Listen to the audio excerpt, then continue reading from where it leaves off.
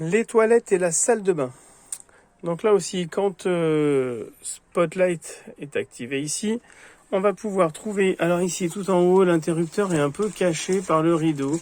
Voilà, mais ici, là, hop là, dans le coin, on a un petit interrupteur rouge qui permet d'allumer la réglette qui est au-dessus, qui permet d'allumer la lumière dans les toilettes.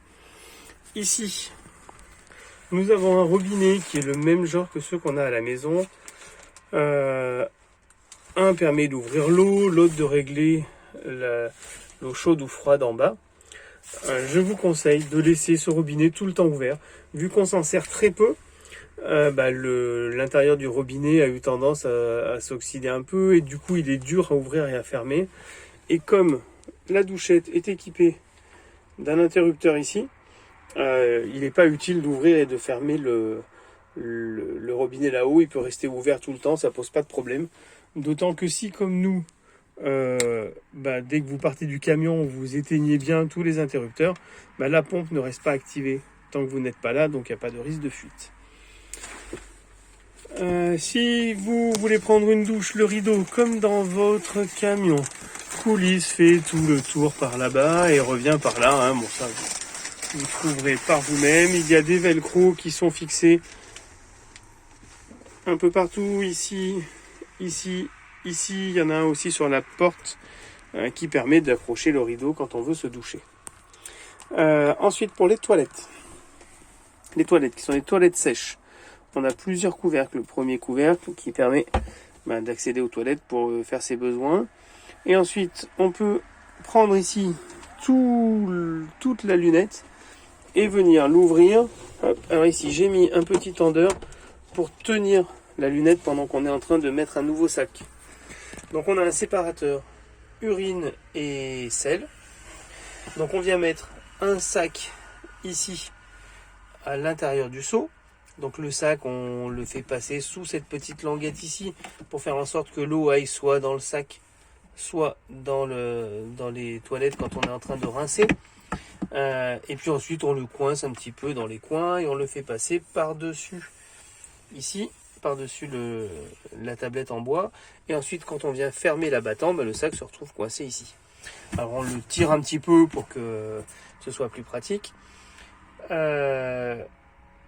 Et puis il faut penser à rincer ici une fois qu'on a terminé la toilette.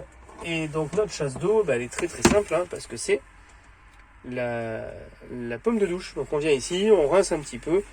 Il ne faut pas avoir peur de bien rincer. Ça permet d'avoir un peu moins d'urine dans le réservoir qui est sous la douche. Voilà. Donc une fois qu'on a mis notre sac, on referme ça. On peut venir remettre le sac bien comme il faut une fois qu'on a baissé l'abattant. Et voilà. Donc sous notre douche, ici, on va regarder ça. Ici, nous avons une pompe à eau qui a été remplacée, qui est une pompe maintenant très puissante et qui n'a aucun problème avec les cheveux ou toutes les impuretés, puisqu'elle broie tout. Et on a un réservoir. Donc quand on fait pipi, l'urine va dans ce réservoir-là. Et ensuite, la pompe envoie l'urine dans le réservoir d'eau sale. Alors pour éviter tout problème, on a installé une vanne ici. De cette façon, les réservoirs qui sont extra plats ne peuvent pas se vider dans ce réservoir-là pendant qu'on est en train de rouler. Donc quand on roule, la vanne doit être fermée. Une fois qu'on est à l'étape, il ne faut surtout pas oublier d'ouvrir la vanne, parce que si la pompe se met en marche alors qu'on est en train de faire pipi, la pompe ne peut rien pomper et il y a un fusible qui va griller parce que la pompe va être en sur-régime. Donc pour protéger la pompe, il y a un fusible qui va griller. Ce n'est pas très grave, mais ça peut être un petit peu embêtant. Je vous conseille, quand vous allez repartir à la fin de la nuit, le matin, à la fin de l'étape, de faire couler l'eau pour bien rincer les toilettes jusqu'à ce que la pompe se mette en marche. Comme ça, la pompe se met en marche, elle vide complètement le réservoir, elle va évacuer le plus d'urine possible pour éviter d'avoir des mauvaises odeurs qui pourraient remonter un petit peu dans les toilettes, parce que le siphon des tuyaux a tendance à se vider quand on roule, pas tout le temps, mais ça peut arriver. Donc pour éviter ça, bah voilà, on rince bien. Après, si jamais il y avait des odeurs, il suffit de remettre de l'eau dans les toilettes à l'arrêt, le siphon se remplit et il n'y a plus aucune odeur.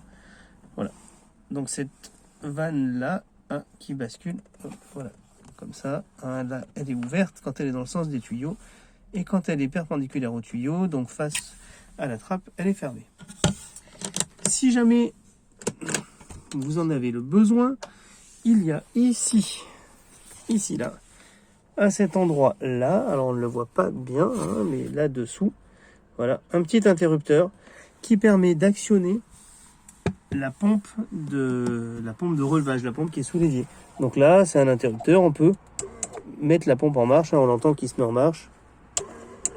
Voilà, hein, une marche forcée pour forcer à vider le réservoir si on en a besoin. Alors là, il suffit de l'actionner pendant une dizaine, une quinzaine de secondes. Hein, si on est attentif au bruit, on se rend compte à quel moment il n'y a plus d'eau. On l'en met en marche pendant 15-20 secondes et comme ça, elle a vidé complètement le réservoir. Et on peut fermer la vanne juste avant de partir.